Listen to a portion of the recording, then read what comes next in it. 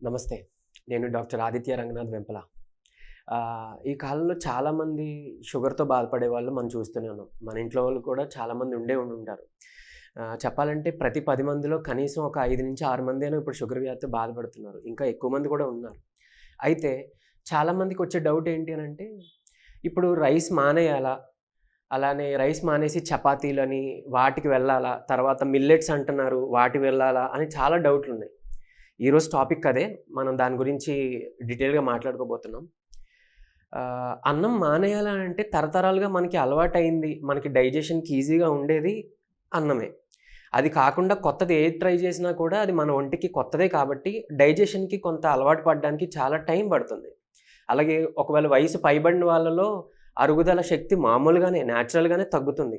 దానికి తోడు ఇప్పుడు ఈ మిల్లెట్స్ అనో, ఈ సామెలు, అరికలు ఇలాంటివన్నీ కూడా మనం వాళ్ళకి పెట్టేసి లేదు చపాతీ తినమంటున్నారు కాబట్టి గోధుమ పిండి లేదంటే మైదా మనం ఎక్కువ వాడేసి అట్లాంటివి చపాతీలన్నీ చేసుకొని రైస్ పూర్తిగా మానేస్తే గనక చాలా ఆరోగ్యానికి చేటు చేస్తుంది. సో, దీన్ని మనం కరెక్ట్‌గా అంటే షుగర్ పెరగకుండా రైస్ తీసుకుంటూ మన కంట్రోల్‌లో ఎలా పెట్టుకోవచ్చో ఆ టిప్స్ కూడా చెప్పబోతున్నాను. సో, ఏంటి అనంటే మనం ఇదివరకు అంటే అప్పట్లో ప్రెషర్ కుక్కర్స్ వాడకుండా మనం ఎలా అయితే మనం అన్నం ఉడకబెట్టి, గంజి వార్చి చక్కగా తినేవాళ్ళమో అది ఆరోగ్యమైన పద్ధతి. అయితే ఇక్కడ ఇంకాస్త చిన్న సవరణ చేసుకుంటే మనం అందులో ఉండే కార్బోహైడ్రేట్స్‌ని, ఆ స్టార్చ్ పదార్థాన్ని, ఆ గంజి పదార్థాన్ని మనం తగ్గించుకోవచ్చు. తద్వారా కొంచెం షుగర్ లెవెల్స్‌ని కూడా కంట్రోల్ చేసుకోవచ్చు. ఆ పద్ధతి ఏంటి అనంటే రైస్‌ని మనం కడిగేసి చక్కగా అట్‌లీస్ట్ ఒక అరగంట అలా మనం నానబెట్టేద్దాం. ఈ నానబెట్టే ముందు ఇంకొకటి కూడా చేయొచ్చు. మీరు ఆ రైస్‌ని కొంచెం వేపేసి లైట్‌గా పెనం మీద అప్పుడు మీరు కడిగేసి నానబెడితే కూడా ఇంకా మంచిది. ఈ నానబెట్టిన తర్వాత అట్‌లీస్ట్ ఒక అరగంట అట్లా మనం రెగ్యులర్‌గా ఎప్పుడు ఒక గ్లాస్ దీనికి మనం ఎలాగైతే 2 గ్లాసుల నీళ్ళో, 3 గ్లాసుల నీళ్ళో పోస్తామో ఇంకా ఎక్కువ 4 గ్లాసుల నీళ్ళు పోసినా చాలా మంచిదే. ఎందుకంటే మెత్తగా ఉడకడానికి అది ఉపయోగపడుతుంది కాబట్టి. సో, దాన్ని లో ఫ్లేమ్‌లో చక్కగా ఒక 15-20 నిమిషాలు అలా నెమ్మదిగా ఉడకబెట్టించి తర్వాత గెంజి ఏదైతే ఉందో దాన్ని వార్చి ఆ అన్నం వేడి బాగా చల్లారక ముందే కొంచెం ఏదో అంటే కొంచెం వేడి చల్లారి కొంచెం గోరువెచ్చగా అవుతుంది. మనం తినగలిగేంత వేడికి వచ్చేసింది అని అనే టైంలోనే చక్కగా దాన్ని అప్పటికప్పుడే తినేస్తే చాలా ఉత్తమం. ఈ మాట మీరు వినే ఉండుంటారు. వేడిగా ఉండేటప్పుడే మన ఆహార పదార్థాలన్నీ ఫ్రెష్‌గా తీసుకోవాలి. ఆరోగ్యం, ఆరోగ్యం అని వినే ఉంటారు కదా! సో, ఇది కూడా అంతే.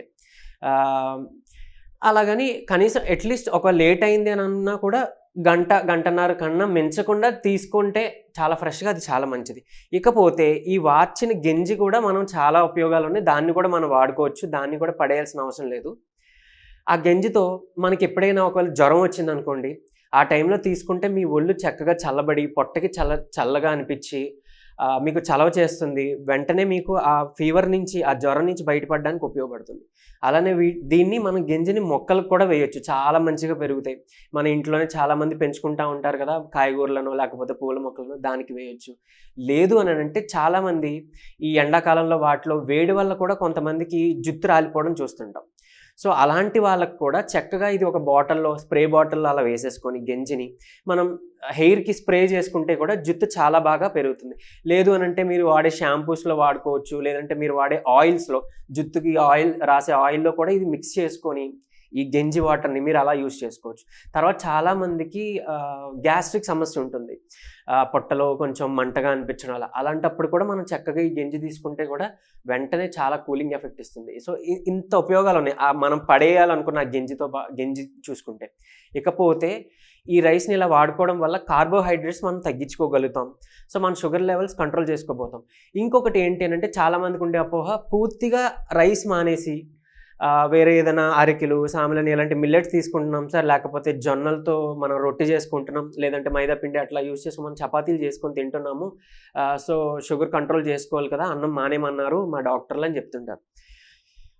చాలామందికి తెలియని విషయం ఏంటి అనంటే మినిమమ్ కార్బోహైడ్రేట్స్ మన ఒంటికి వెళ్ళాలి. ఈ కార్బోహైడ్రేట్స్ అన్నంలోనే కాదు మనం తినే పళ్ళల్లో, కాయగూరల్లో కూడా వస్తాయి. కానీ కనీసం కొద్దో గొప్పో మన తినే ప్లేట్‌లో కొంచెం అన్నం ఉండడం ఉత్తమమే. పూర్తిగా మానేయకూడదు. అది చాలా బ్రెయిన్‌కి గానీ, మన ఒంటికి గానీ, హార్ట్‌కి గానీ చాలా మంచిది గాదు. పూర్తిగా మానేస్తే. సో కొంచెం మోతాదు అన్నం తినాలి. దాంతోపాటు చక్కగా మీకు పీచు పదార్థాలు వచ్చే కాయగూరలు ఏదైనా తీసుకోండి. మనకి బెండకాయ చాలా మంచి ఎక్కువ పీచు పదార్థం ఉండే కాయగూర, అలాగని రోజు మనం తినలేం కదా. కాబట్టి ఒక సింపుల్ టెక్నిక్ ఉంది. ఏం లే, మీరు ఫంక్షన్స్లోకి వెళ్ళినప్పుడు సలాడ్స్ తినడం చూసే ఉంటారు. సలాడ్స్ మనకి సర్వ్ చేస్తుంటారు. ఆ సలాడ్ మనం ఇంట్లో కూడా అలవాటు చేసుకుంటే చాలా ఉత్తమం.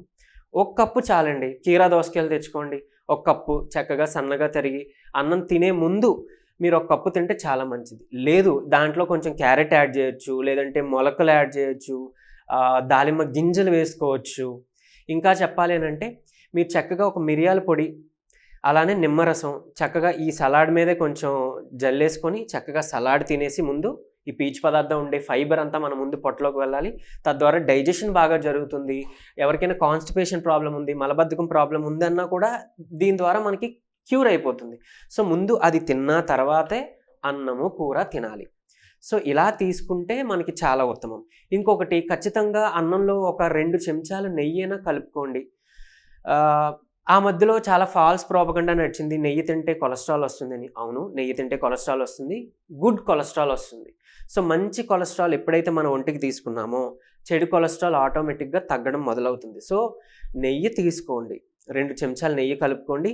దీంట్లో ఇంకొక ఉపయోగం కూడా ఉంది. మనం తినే కాయగూరలో ఉండే ఏదైతే పోషకాలు ఉన్నాయో, న్యూట్రియంట్స్ ఉన్నాయో, అవి మన వంట పట్టడానికి కూడా ఈ నెయ్యి బాగా ఉపయోగపడుతుంది. ఎందుకు అని అంటే గుడ్ ఫ్యాట్ నెయ్యి, అలాగే ఎగ్, గుడ్డు లోపల ఉండే సొన కూడా మంచి ఫ్యాట్. సో ఇవి తీసుకుంటే కొన్ని విటమిన్స్ ఫ్యాట్ సాల్యుబుల్ ఉంటాయండి. అవి మన ఒంటికి పట్టాలి అంటే ఈ ఫ్యాట్ ఖచ్చితంగా కావాలి. మరి ఎలా వస్తుంది? మనం పూర్తిగా ఇది తినడం మానేస్తే నెయ్యో లేకపోతే గుడ్డో. సో కాబట్టి అది తీసుకుంటేనే మీకు ఉత్తమం. ఇలా చేసుకోవచ్చు. అన్నం తింటూనే మీకు షుగర్లు ఇంకా తగ్గించుకోవడానికి చెప్పాను కదా, ఈ మిరియాల పొడి, పెప్పర్, ఇందులో ఉండే పైప్రిన్ అనే ఒక కాంపౌండ్ ఏదైతే ఉందో అది మీ ఇన్సులిన్ రెసిస్టెన్స్ని తగ్గించడానికి ఉపయోగపడుతుంది. ఇన్సులిన్ రెసిస్టెన్స్ తగ్గింది అని అంటే మీరు మధుమేహ వ్యాధిని పూర్తిగా క్యూర్ చేసుకునే అవకాశాలు కూడా ఉంటాయి. సో ఇన్సులిన్ రెసిస్టెన్స్ వల్ల చాలామందికి ఊబకాయం వస్తుంది, డయాబెటీస్ వస్తుంది, ఇంకా కొంతమందికి పిగ్మెంటేషన్స్ కూడా వస్తుంటాయి, సో స్కిన్ ప్రాబ్లమ్స్ వస్తుంది, సో చాలా హార్మోన్ ఇంబ్యాలెన్సెస్ కూడా అవుతూ ఉంటాయి కొంతమందికి. సో దానివల్ల కూడా మనకి ఆ స్ట్రెస్ హార్మోన్స్ పెరిగిపోయి దానివల్ల కూడా మీకు షుగర్ లెవెల్స్ పెరిగిపోయే అవకాశాలు ఉన్నాయి. సో ఇవన్నీ తగ్గించుకోవడానికి ఇది చేసుకోవచ్చు.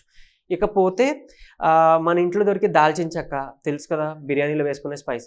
సో దాల్చిన చెక్కను కూడా మీరు తెచ్చుకొని మిక్సీ గిన్నెలో చక్కగా పౌడర్ ఆడించుకొని ఒక చెంచా రాత్రి ఒక గ్లాస్ నీటిలో నానబెట్టేసి చక్కగా ఉదయం మీరు టిఫిన్ తిన్న తర్వాత 40 నిమిషాల తర్వాత, టిఫిన్ తిన్న 40 నిమిషాల తర్వాత మీరు తాగితే కనుక మీ షుగర్ లెవెల్స్ అలా కూడా కంట్రోల్ చేసుకోవచ్చు. సో అన్నం తింటూనే అన్నంతో పాటుగా ఇవన్నీ తీసుకుంటే మీ షుగర్ లెవెల్స్ని చక్కగా కంట్రోల్ చేసుకోవచ్చు. ఇది మీరందరూ పాటిస్తారని ఆశిస్తున్నాను. పాటించిన వాళ్ళు కింద కామెంట్ కూడా చేయండి. మీకు తెలిసిన వాళ్ళకి కూడా ఈ న్యూస్ స్ప్రెడ్ చేయండి. Thank you.